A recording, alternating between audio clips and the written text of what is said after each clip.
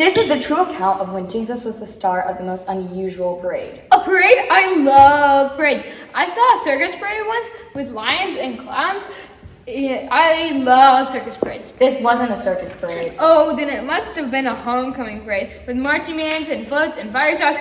The fire trucks always have their flashers flashing. You can't beat a homecoming parade. This wasn't a homecoming parade. Maybe it was a patriotic parade. You know, where the people sitting in the cars waving. I was at a patriotic parade once where they threw candy. I love candy. Trust me, this isn't like any parade you've seen before. If you just let me tell you about it, you'd see. Okay, I'll just stand here.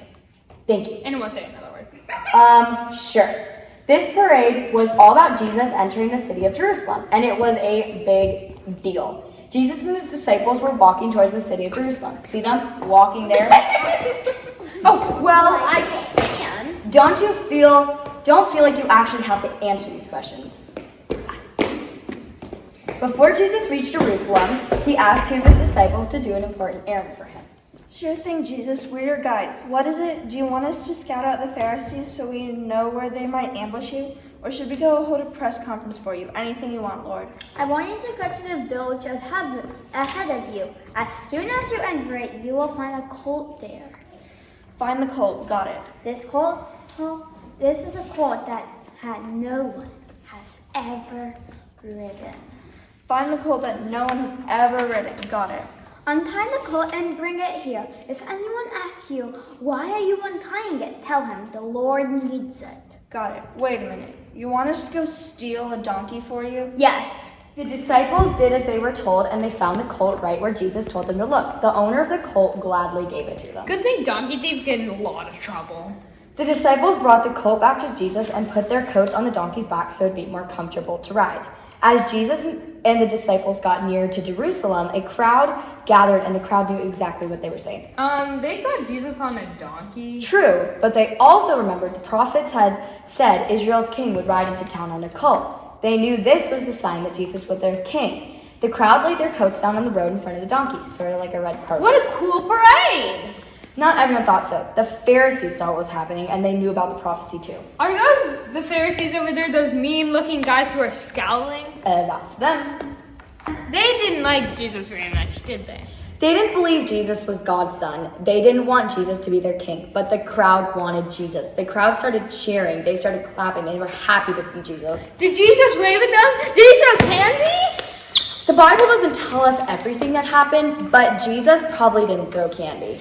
We do know that he came in peace and that he came to Jerusalem to give his life for us on the cross. That's why the parade is called the Triumphant Entry.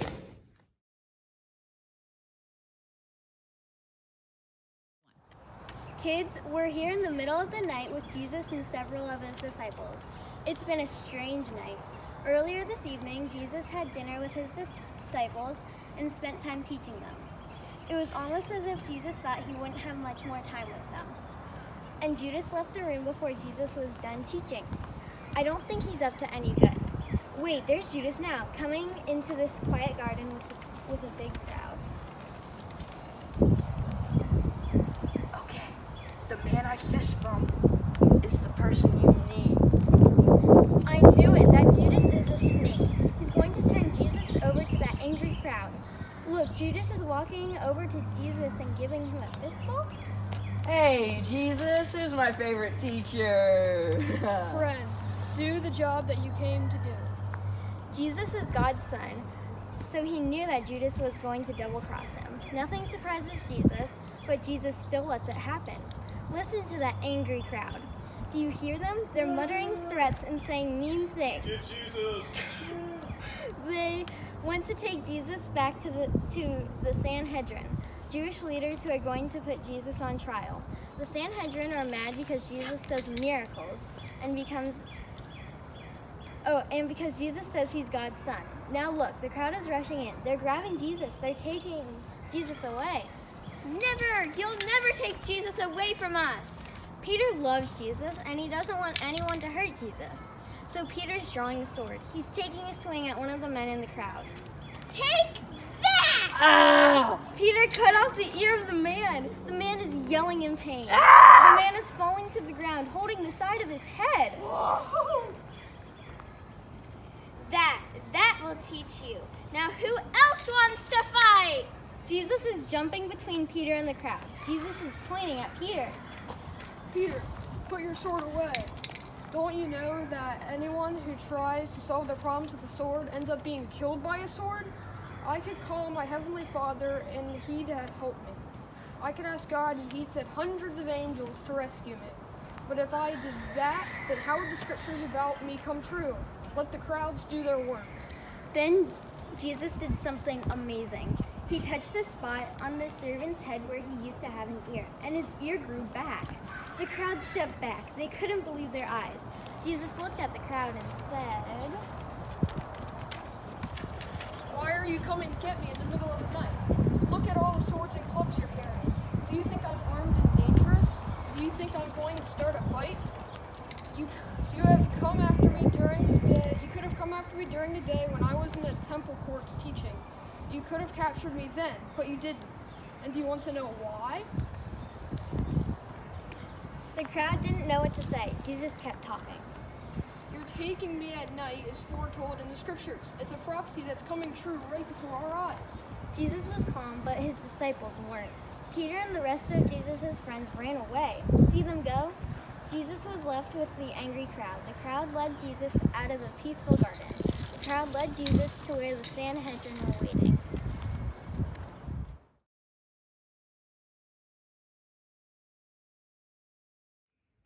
Lieutenant Darius, get in here. Yo, honor Caesar, I Rome. Good for you. Lieutenant, just tell me how your guard detail went out last night at Jesus' tomb. There were some complications. Complications? How complicated can it be to guard a dead man? I sent you out there with the other guards because even a nitwit like you can't make a mistake with this assignment. What went wrong? Let me say first, it was the most unusual evening. Get to the point, Lieutenant. I'm not a patient woman.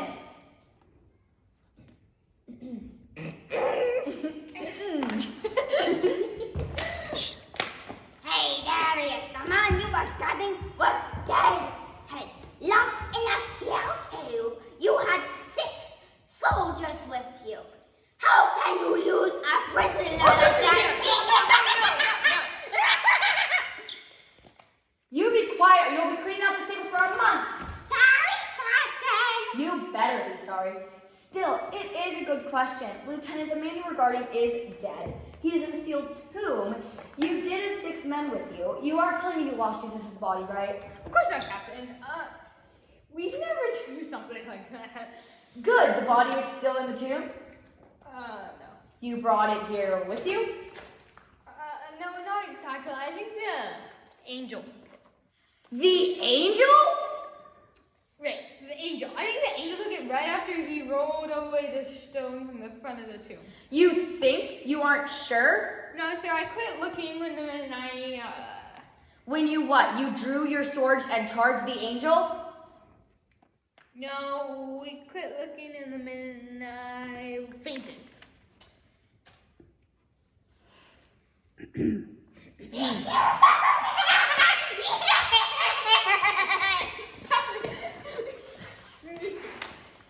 Quiet, all of you! Lieutenant, I'm giving you exactly 1 minute to explain, and it better be good. There was an earthquake. Okay, this place is really close. You must have felt it in Jerusalem. Yes. Well, this angel of the Lord appeared and it looked like lightning. His clothes were white as snow. He rolled away the stone from in front of the tomb. He rolled it away by himself? Yes, sir. That same huge rock. It took all of us to drop in place? Yes, sir. We sort of all passed out. From fear? You're a Roman soldier, Lieutenant. Hey, Captain. It was like scary, dude.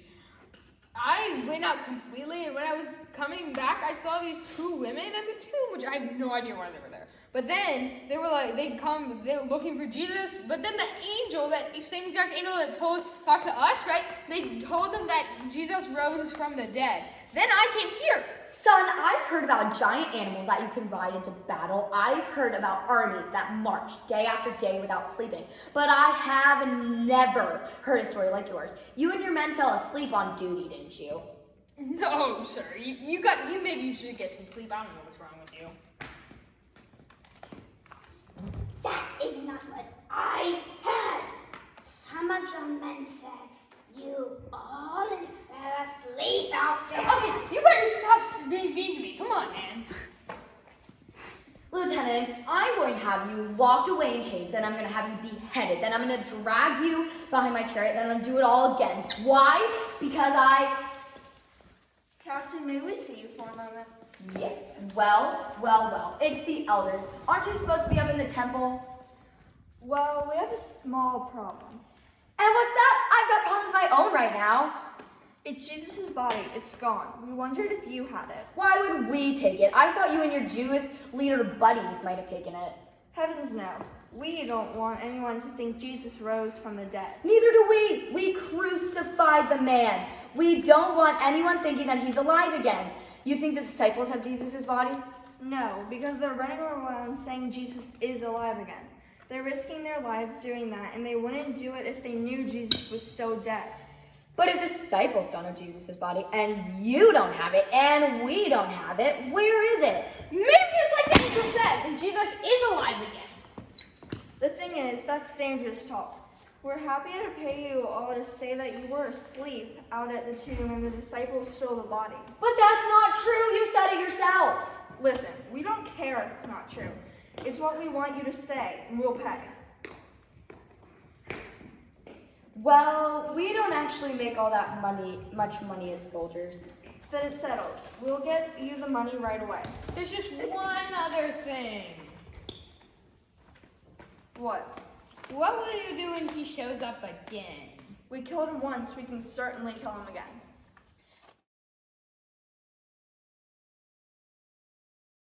After Jesus died on the cross, his body was placed in a tomb, a cave carved out of a hill.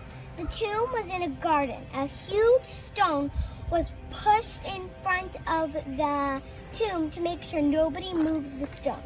The tomb was sealed up tight. But then, several days later, Mary Magdalene showed up at the cemetery. See her walking toward this tomb, moving between trees? See how sad she is? That's because she was a follower of Jesus, and she misses him. It seems so lonely now that Jesus is gone. The disciples are all hiding so they don't get arrested too. And we all believed that Jesus was going to save our country from the Romans. I don't know what to do. That's when Mary looked up. She saw the tomb where Jesus was buried. Something was different, really different. The stone! Someone has rolled the stone away from in front of the tomb. Mary turned and ran back to where the disciples were gathered. She told them what she'd seen. At once, Peter and John ran back to the cemetery. Here they come now with John in the lead. Man, he's fast. And now, Mary's coming too. See how they're stopping and looking around? John and Peter wonder if this is some sort of trap and they're going to get in trouble. But it's not, and Jesus' tomb is open. Matthew's right, the stone has moved. But who could have done it? Instead, move the stone. They want to prove Jesus is dead. We didn't do it. We've been hiding, so how could Jesus' grave be open? I don't know. But we got to check it out. Peter stooped over and went into the cave where Jesus' body had been buried. He saw the cloth that had been wrapped around Jesus' dead body. The cloth was folded up neatly. John came back into the tomb too. The two men left the cave and went back to their homes. But Mary stayed outside the tomb. She fell to her knees crying. This is so sad. When Mary looked into the tomb again, she saw two angels sitting on the place where Jesus' body had been laid. The angels looked at Mary. One angel said, "Woman, why are you crying?" "They've taken my Lord away, and I don't know where they've put him." Mary got up and turned behind her. It was Jesus. Mary looked at him but didn't know who who he was. Jesus said, Woman, why are you crying? Who is it you're looking for? Mary thought the man must be the gardener who took care of the cemetery. She said, Sir, if you carried him away, tell me where you've put him. I'll go get him. Then Jesus said Mary's name. Mary. That did it. Mary immediately knew who the man was. She knew he was Jesus and that Jesus had risen from the dead. Jesus told Mary not to touch him. He hadn't yet returned to God. And Jesus gave Mary a job. Go, tell my brothers. That's just what Mary did. She ran from the garden so she could give the disciples the good news. Jesus was alive!